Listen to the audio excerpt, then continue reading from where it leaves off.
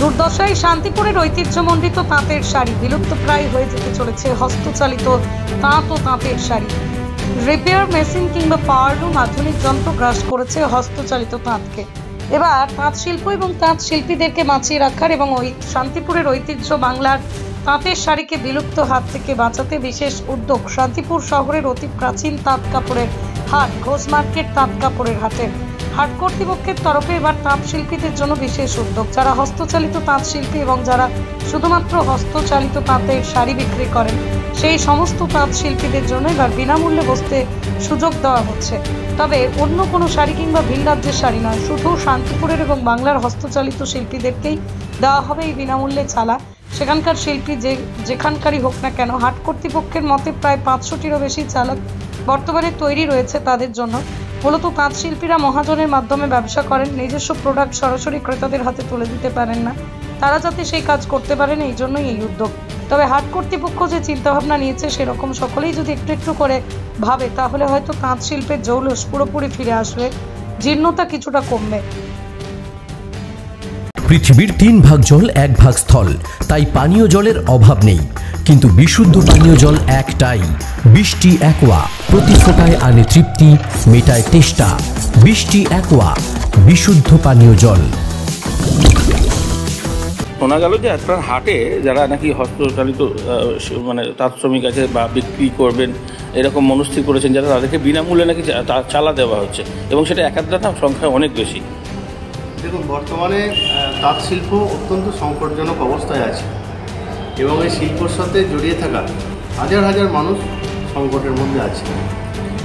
এই শিল্প এবং শিল্পী যারা খুব অসুবিধার মধ্যে দিন কাটাচ্ছে তাদের মূলত একটা জায়গায় আনতে আমাদের ঘোষ মার্কেট তাঁত কাপড়ের হাট বাংলার সর্বস্তরের হস্তশিল্পী যারা হস্তচালিত তাঁত শিল্পী তাদের জন্য একটা জায়গা নির্ধারণ করছে এবং তাদের এখানে যাতে সরাসরি তারা ব্যবসা করতে পারে। মূলত তাঁত শিল্পীরা মহাজনী প্রথার মধ্যে দিয়ে তাদের শিল্পকে বাঁচিয়ে রেখেছে। তারা যদি সরাসরি বাজারে তাদের তৈরি করা শাড়ি বেচতে পারে তাহলে তাদের কিছুটা মুনাফা হবে। এই উদ্দেশ্যেই আমাদের প্রয়াস যে তাদের জন্য একটা নির্দিষ্ট জায়গা দেখে দেওয়া এবং তারা যাতে বিনা শুল্কে ব্যবসা করতে পারে সেই ব্যবস্থা করে দেওয়া। আজকের দিনে আমাদের ঘোষ মার্কেট তাঁত কাপড় হাটের প্রতিষ্ঠাতা স্বর্গীয় সুভাষচন্দ্র বোসের আবির্ভাব এবং প্রয়াণ দিবস একই দিনে। আপনার কে হয়? আমার ঠাকুরদা। তার এই স্মৃতির প্রতি শ্রদ্ধা নিবেদন করে আমাদের সিদ্ধান্ত যে আজকের দিন থেকেই আমরা তাঁত শিল্পীদের জন্য এই ব্যবস্থাটা চালু করব। এটা কি নোটিশ বা কিছু দিয়ে জানানো হয়েছে বা আমরা আজকে কাগজে বিজ্ঞাপন দিয়েছি, আপনাদের সংবাদ মাধ্যমের মধ্যে দিয়ে আমরা এটাকে প্রচার করেছি এবং আগামী দিনে যারা আসবে তাদের নিয়ে আমরা বসে তারা যাতে তাদের উৎপাদিত পণ্য অর্থাৎ তাঁতের শাড়ি যাতে তারা সরাসরি বাজারে বিক্রি করতে পারে তার ব্যবস্থা আমরা করব। এটা মানে একটা চালা ভাড়া যেগুলো তো 1 বছরের সময় দেওয়া হয় বা কতদিন তার মেয়াদ থাকবে? আমাদের প্রতিষ্ঠানে বিভিন্নভাবে চালা ভাড়া নেয়, কেউ ভাড়া নেয়, কেউ পার্মানেন্ট নিয়ে বসে, কেউ এন্ট্রি ফি দিয়ে বসে। তাদের ক্ষেত্রে কিন্তু কোনো পয়সা লাগবে না এবং তাঁত শিল্পীরা যদি কন্টিনিউ করতে পারে তাদের চালাটা কিন্তু তাদেরই থাকবে বংশ পরম্পরায়। এমনি না, আমি বলতে চাইছি যে মাসের ভাড়াও তো আছে অনেক, কোনোটাই লাগবে না তাদের ক্ষেত্রে, পুরোটাই ফ্রি। তাদের যে খরচাটা টোটালটাই ঘোষ মার্কেট কর্তৃপক্ষ বহন করবে। আচ্ছা, আরেকটা বিষয় হচ্ছে কিছুদিন আগে তো আপনারা সেলফ হেল্প গ্রুপের মহিলাদেরকে সুযোগ দিয়েছিলেন, সেক্ষেত্রে আমরা দেখেছিলাম অনেকেই এসছিলেন কিন্তু পরবর্তীকালে দেখছি খুব কম, 2-1 জন হাতে গোনা রয়েছে। কী কারণ? মহিলাদের ক্ষেত্রে বিষয়টা হচ্ছে আমরা ধারাবাহিকভাবে চেষ্টা করছি যাতে তাঁত শিল্পীরা, বিশেষত যারা মহিলারা এখনও তাঁত শিল্পের সাথে যুক্ত আছেন তাদের স্বনির্ভর করার জন্য, এবং আমরা একটি সেলফ হেল্প গ্রুপের মাধ্যমে তাদের একটা জায়গা দেওয়া হয়েছে, সেটা তাদেরই আছে। তাদের পক্ষ থেকে এখন কিছুটা কম আসছে, যেহেতু পুজোর আগে একটা মন্দার বাজার চলছে, অনেকটা ক্রাইসিস চলছে, যার জন্য হয়তো কিছুটা কম আসছে। আগামী দিনে পুজোর আগে আমরা আশা করছি সবাই মিলে ওই জায়গাটাও ভালো রেসপন্স তারা পাবে। এবারে দেখুন, কোনো ভালো কাজের ক্ষেত্রে তো সমালোচনা থাকেই, তো এক্ষেত্রে অনেকে বলছেন যে আপনার হাট জমজমাট করার জন্য, হাটের বিজ্ঞাপন বাড়ানোর জন্য, মানুষের আরও বেশি যাতে কেনে সেই জন্য এটা প্রচার করছেন।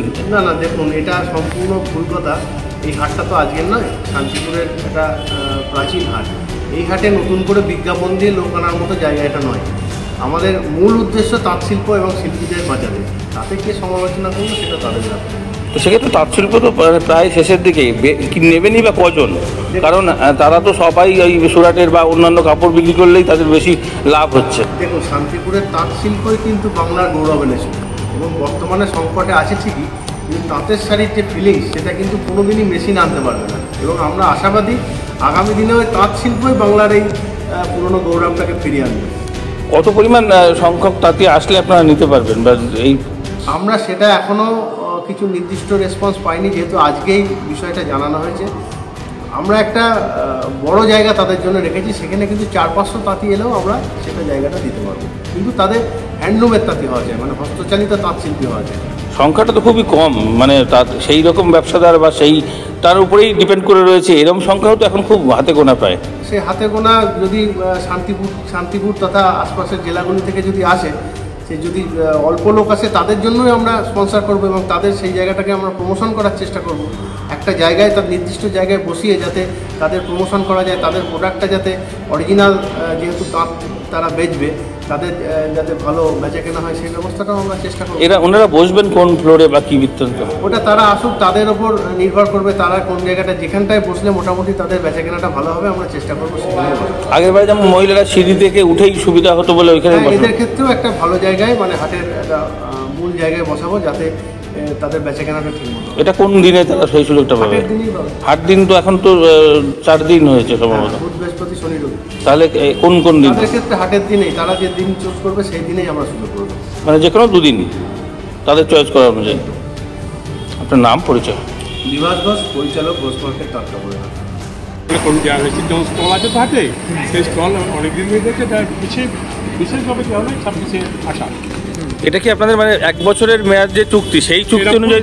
চুক্তি হয়নি। আচ্ছা, এরকম করে তারা যদি ওখানে স্টাবলিশ হয়ে যায় তাহলে তখন চুক্তি আসবে। আগে তো আমাদের হ্যান্ডলুম তাতে মানে তাঁতের শাড়ি যে ইজ্জতটা তো আমরা নষ্ট করে ফেলি, সেটাকে আমরা ফিরিয়ে আনতে হলে তাহলে এই যে উদ্যোগ কীভাবে থেকে ভালো উদ্যোগ হতে পারে না।